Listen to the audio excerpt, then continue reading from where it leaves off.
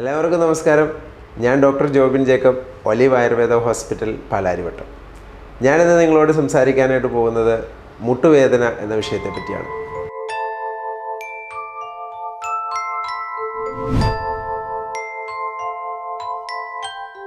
നമുക്കെല്ലാവർക്കും അറിയാം, ഒരു 40 വയസ്സിന് മുകളിലേക്ക് കടന്നു വരുമ്പോൾ എല്ലാവർക്കും കോമൺ ആയിട്ട് സാധാരണ നിലയിൽ കണ്ടുവരുന്ന ഒരു പ്രശ്നമാണ് മുട്ടുവേദന.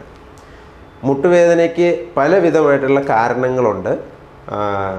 ആർത്രൈറ്റിസ് കൊണ്ടാകാം, തേയ്മാനം കൊണ്ടാകാം, മറ്റ് ലിഗമെൻസിൻ്റെ ടിയർ, പരിക്ക് കാര്യങ്ങൾ കൊണ്ടാകാം. ഇങ്ങനെ പല രീതികൾ കൊണ്ട്, പല കാരണങ്ങൾ കൊണ്ട് നമുക്ക് മുട്ടുവേദന ഉണ്ടാകാം. എന്നാൽ നമ്മൾ പലപ്പോഴും ചികിത്സയ്ക്ക് ചെല്ലുമ്പോൾ പരാജയപ്പെടുന്ന എവിടെയാണെന്ന് വെച്ച് കഴിഞ്ഞാൽ, നമ്മൾ ഡോക്ടേഴ്സിനെ കാണുന്നു, മരുന്ന് കഴിക്കുന്നു, പല മെഡിസിൻസ് മാറ്റി ഉപയോഗിച്ച് നോക്കുന്നു. ഇതൊക്കെ ചെയ്തു കഴിഞ്ഞാലും മരുന്ന് കഴിക്കുമ്പോൾ റിലീഫ് കിട്ടുന്നു, മരുന്ന് നിർത്തുമ്പോൾ വീണ്ടും പഴയ പോലെ തന്നെയാവുന്നു. ചുരുക്കി പറഞ്ഞാൽ നമുക്ക് മുട്ടുവേദനയിൽ നിന്നൊരു മോചനം നമുക്ക് ലഭിക്കുന്നില്ല പലപ്പോഴും. അത് എന്തുകൊണ്ടാണെന്നുള്ളതാണ് നമുക്കിന്ന് ചിന്തിക്കാനായിട്ടുള്ളത്. നമ്മളപ്പം മുട്ടുവേദനയെപ്പറ്റി നമ്മൾ ചികിത്സയിലേക്ക് പോകുന്നതിന് മുമ്പ് നമ്മൾ ഫസ്റ്റ് അറിയേണ്ട ഒരു കാര്യം, എൻ്റെ മുട്ടുവേദന എന്തുകൊണ്ടാണ് എനിക്ക് ഈ വേദന വന്നത് എന്ന് നമ്മൾ അറിയണം. അത് മനസ്സിലാക്കി നമ്മൾ ട്രീറ്റ് ചെയ്യുകയാണെങ്കിൽ മാത്രമേ നമുക്കതിൽ നിന്നൊരു മോചനം ഉണ്ടാകുകയുള്ളൂ. തീർച്ചയായിട്ടും നമുക്ക് നോക്കാം, മുട്ടുവേദന എന്തുകൊണ്ടാണ് സംഭവിക്കുന്നതെന്ന് നമുക്ക് നോക്കാം. മുട്ടുവേദനയെക്കുറിച്ച് നമ്മൾ നോക്കുമ്പോൾ മുട്ടുവേദനയ്ക്ക് പലവിധമായ കാരണങ്ങളുണ്ട്. അപ്പം എന്ത് കാരണം കൊണ്ടാണ് നമുക്ക് മുട്ടുവേദന വരുന്നത് എന്നുള്ളത് നമ്മൾ ഫസ്റ്റ് കൺഫേം ചെയ്തെങ്കിൽ മാത്രമാണ് നമുക്ക് ചികിത്സയിലേക്ക് പോകാനായിട്ട് സാധിക്കുകയുള്ളൂ. അപ്പം മുട്ടുവേദനയ്ക്ക് നമ്മൾ നോക്കുമ്പോൾ പൊതുവായിട്ട് 4 സ്റ്റേജാണ് നമുക്കുള്ളത്. ഫസ്റ്റ് സ്റ്റേജ് എന്ന് പറയുന്നത് നമുക്ക് വേദനയോ കാര്യങ്ങളോ ഒന്നും തന്നെ ഉണ്ടാവില്ല. അവിടെ ഫ്ലൂയിഡും കാര്യങ്ങളും കുറഞ്ഞു വരുമ്പം മുട്ടിനുള്ളിൽ നിന്ന് നമുക്ക് നടക്കുമ്പോൾ ഒരു സൗണ്ട്, ക്രാക്കിംഗ് സൗണ്ട് നമുക്ക് കേൾക്കാനായിട്ട് സാധിക്കും. ഇതാണ് ഫസ്റ്റ് സ്റ്റേജ് എന്ന് പറയുന്നത്. സത്യത്തിൽ നമ്മൾ മാനേജ് ചെയ്യേണ്ടത്, അതായത് കെയർ കൊടുക്കേണ്ട ഒരു സ്റ്റേജ് എന്ന് പറയുന്നത് ഫസ്റ്റ് സ്റ്റേജാണ്. ഈ ഫസ്റ്റ് സ്റ്റേജ് എന്ന് പറയുന്നത് നമ്മുടെ ശരീരം നമുക്ക് തരുന്ന ഒരു ഇൻഡിക്കേഷനാണ്. അതിലെ ജോയിൻറ്റിലെ ലൂബ്രിക്കേഷൻ കുറഞ്ഞു, അത് പരസ്പരം സ്ക്രാച്ച് ആവുന്നു എന്നുള്ള ഒരു ഇൻഡിക്കേഷൻ നമുക്ക് നൽകുന്നതാണ്.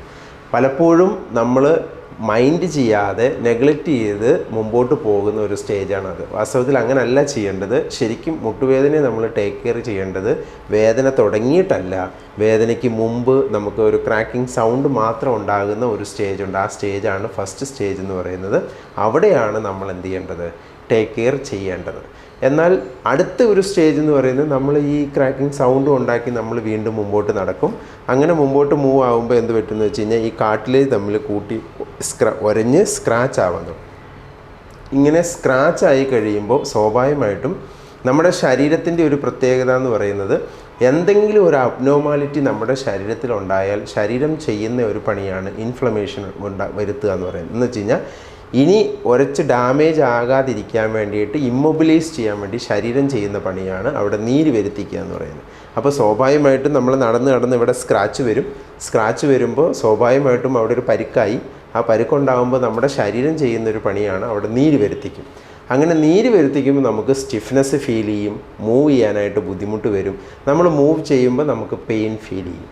അതാണ് സെക്കൻഡ് സ്റ്റേജ് എന്ന് പറയുന്നത്. വീണ്ടും നമ്മൾ മൈൻഡ് ചെയ്യാതെ വീണ്ടും നമ്മൾ മുമ്പോട്ട് പോകുമ്പോൾ അടുത്ത സ്റ്റേജിലേക്ക് വരുമ്പോൾ എന്താ സംഭവിക്കുന്നതെന്ന് വെച്ച് കഴിഞ്ഞാൽ, നമ്മുടെ ഈ മുട്ടിൻ്റെ ഇവിടെ സ്ക്രാച്ച് വന്നു, പിന്നെ നമ്മൾ നടന്ന് അവിടെ നീരുണ്ടായി.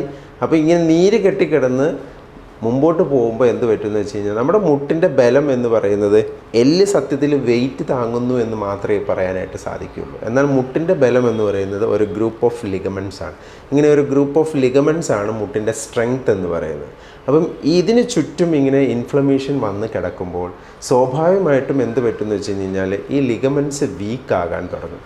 ഇങ്ങനെ വീക്കാകുമ്പോൾ എന്ത് സംഭവിക്കും, നമ്മൾ നടക്കുമ്പോൾ മുട്ട് സ്ലിപ്പാകാൻ തുടങ്ങും. ഇങ്ങനെ സ്ലിപ്പാവുന്നതാണ് തേർഡ് സ്റ്റേജ് എന്ന് പറയുന്നത്.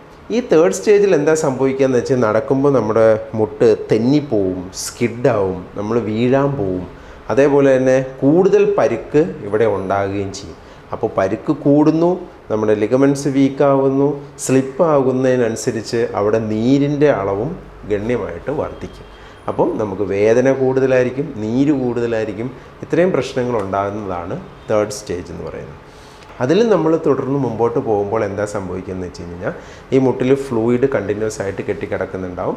ഇങ്ങനെ ഫ്ലൂയിഡ് കിടക്കുമ്പോൾ നമ്മുടെ ഈ നീ ജോയിൻറ്റ് വന്നിരിക്കുന്ന ബോൺസ് എന്ന് പറയുന്നത് അപ്പർ ബോണിൻ്റെ ഹെഡും ലോവർ ബോണിൻ്റെ ഹെഡ് പാർട്ടും ഈ നീരിൽ കെട്ടിക്കിടന്ന് നമ്മുടെ ഒരു തടി വെള്ളത്തിൽ കിടന്ന് നാളുകൾ കഴിയുമ്പോൾ അത് പുതിർന്ന് ചീർത്ത് വലുതാകുന്നത് പോലെ നമ്മുടെ എല്ല് ചീർത്ത് വലുതാവാനായിട്ട് തുടങ്ങും. അങ്ങനെയാണ് നമ്മുടെ മുട്ടിൻ്റെ ഷേപ്പ് തന്നെ വികൃതമായി പോകും. ചിലരുടെ മുട്ട് കണ്ടാൽ അറിയാൻ പറ്റും, ഒരു വികൃത ഷേപ്പായിട്ടിരിക്കുന്നത് കാണാൻ പറ്റും. അതിൻ്റെ അർത്ഥം എന്ന് പറയുന്നത് നീര് മാത്രമല്ല, അത് എല്ല് തന്നെ ഗ്രോ ചെയ്ത് എല്ലിൻ്റെ സൈസ് വലുതായി വരും.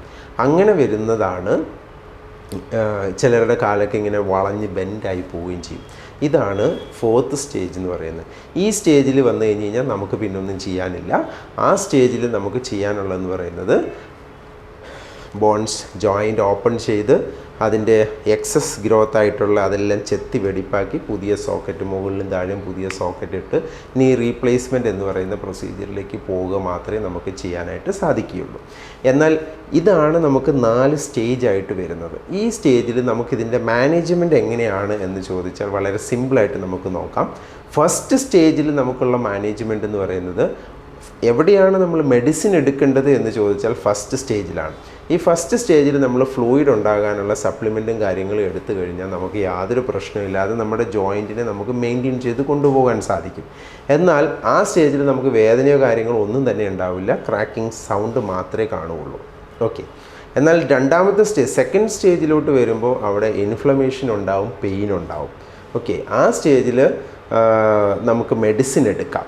മെഡിസിൻ എടുത്ത് ആൻറ്റി ഇൻഫ്ലമേറ്ററി ആയിട്ടുള്ള ഡ്രഗ്സും കാര്യങ്ങളൊക്കെ ഉപയോഗിച്ച് നമുക്ക് അതിനെ മെയിൻറ്റെയിൻ ചെയ്യാം. എന്നാൽ 3rd സ്റ്റേജിലോട്ട് വരുമ്പോൾ എന്താ സംഭവിക്കുന്നതെന്ന് വെച്ച് കഴിഞ്ഞാൽ നീരൊക്കെ വന്ന് കിടന്ന് ലിഗമെൻറ്റ്സ് എല്ലാം വീക്കാകാൻ തുടങ്ങും. ഇങ്ങനെ വീക്കായി കഴിഞ്ഞാൽ ലിഗമെൻറ്റ്സൊക്കെ വീക്കായി കഴിഞ്ഞ് കഴിഞ്ഞാൽ നമ്മുടെ ശരീരത്തിൻ്റെ ഒരു പ്രശ്നം എന്താണെന്ന് വെച്ച് കഴിഞ്ഞാൽ നമ്മുടെ മസിൽസ് ലിഗമെൻറ്റ്സ് ഇങ്ങനെയുള്ള എന്തെങ്കിലും വീക്കായി കഴിഞ്ഞ് കഴിഞ്ഞാൽ അതിന് നമുക്ക് റീസ്ട്രെങ്തനിങ് ചെയ്യേണ്ടതായിട്ട് വരും. അങ്ങനെ റീസ്ട്രെങ്തനിങ് ചെയ്യാനായിട്ട് നമുക്ക് ഓറൽ മെഡിക്കേഷൻ പ്രാക്ടിക്കലല്ല.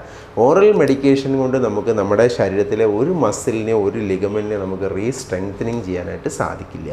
അങ്ങനെ ചെയ്യാനായിട്ട് നമുക്ക് ആയുർവേദത്തിലെ തെറാപ്പി പോലുള്ള കാര്യങ്ങൾ ചെയ്യേണ്ടതായിട്ട് വരും. അതിനാണ് ആയുർവേദത്തിലെ തെറാപ്പിയുടെ ഇമ്പോർട്ടൻസ് എന്ന് പറയുന്നത്. ആയുർവേദ തെറാപ്പി ചെയ്ത് നമുക്ക് എന്ത് ചെയ്യാൻ പറ്റും, നമ്മുടെ ജോയിൻസിനെയും ലിഗമെൻറ്റ്സിനെയും മസിൽസിൻ്റെയും ഒക്കെ വീക്കായതും ടോൺ നഷ്ടപ്പെട്ടതിനെയൊക്കെ നമുക്ക് സ്ട്രെങ്തനിങ് ചെയ്ത് കൊണ്ടുവരാനായിട്ട് സാധിക്കും. അപ്പോൾ 3rd സ്റ്റേജിൽ നമുക്ക് മെഡിസിൻ വർക്കാവില്ല. നമുക്ക് തെറാപ്പി പോലുള്ള കാര്യങ്ങൾ ചെയ്ത് മാത്രമേ നമുക്കതിനെ എന്ത് ചെയ്യാൻ പറ്റുള്ളൂ, ജോയിൻറ്റിനെ റീസ്ട്രെങ്തനിങ് ചെയ്യാനായിട്ട് സാധിക്കുകയുള്ളൂ. എന്നാൽ 4th സ്റ്റേജിലോട്ട് വരുമ്പോൾ എന്ത് സംഭവിക്കുന്നു വെച്ചാൽ നമുക്ക് ഒന്നും ചെയ്യാനില്ല. കാലിൻ്റെ ഷേപ്പൊക്കെ മാറിപ്പോയി, വളഞ്ഞു പോയി, വികൃത ഷേപ്പായി കഴിഞ്ഞ് കഴിഞ്ഞാൽ പിന്നെ അതിനെ നമുക്ക് ഓപ്പറേഷൻ ചെയ്ത് ഇനി റീപ്ലേസ്മെൻറ്റ് എന്ന് പറയുന്ന പ്രൊസീജിയറിലേക്ക് മാത്രമേ പോകാനായിട്ട് സാധിക്കുകയുള്ളൂ. ഇവിടെ വരുന്ന എൻ്റെ എക്സ്പീരിയൻസിൽ വരുന്ന രോഗികൾ ധാരാളം പേര് പറയുന്ന ഒരു റീസണാണ്, ഡോക്ടറെ ഞാൻ പലയിടങ്ങളിൽ നിന്ന് മരുന്ന് കഴിക്കുമ്പോൾ ആശ്വാസം കിട്ടും, മരുന്ന് നിർത്തുമ്പോൾ വീണ്ടും പഴയ പോലെ വരുന്നു. അതിൻ്റെ പ്രധാന റീസണാണ് നമ്മൾ സ്റ്റേജ് ഏതാണെന്ന് അറിയാതെ നമ്മൾ ട്രീറ്റ് ചെയ്യുന്നതാണ് അതിൻ്റെ പ്രശ്നം. നിങ്ങൾ 3rd സ്റ്റേജിലായി കഴിഞ്ഞാൽ നിങ്ങൾക്ക് മരുന്ന് കൊണ്ട് മാത്രം നിങ്ങൾക്ക് അതിനെ മാനേജ് ചെയ്യാനായിട്ട് സാധിക്കില്ല. ഓക്കെ. തീർച്ചയായിട്ടും ഈ വീഡിയോ കണ്ട് നിങ്ങൾക്ക് മുട്ടുവേദനയെ പറ്റിയുള്ള കാര്യങ്ങൾ മനസ്സിലായിട്ടുണ്ടെന്ന് ഞാൻ വിശ്വസിക്കുന്നു. ഇത് സംബന്ധിച്ച് നിങ്ങൾക്ക് എന്തെങ്കിലും ഡൗട്ട്സോ കാര്യങ്ങളോ ഉണ്ടെങ്കിൽ തീർച്ചയായിട്ടും നിങ്ങൾക്ക് കോൺടാക്റ്റ് ചെയ്യാം. Doctor Jobin Jacob, olive Ayurveda hospital, Palarivattom. Thank you.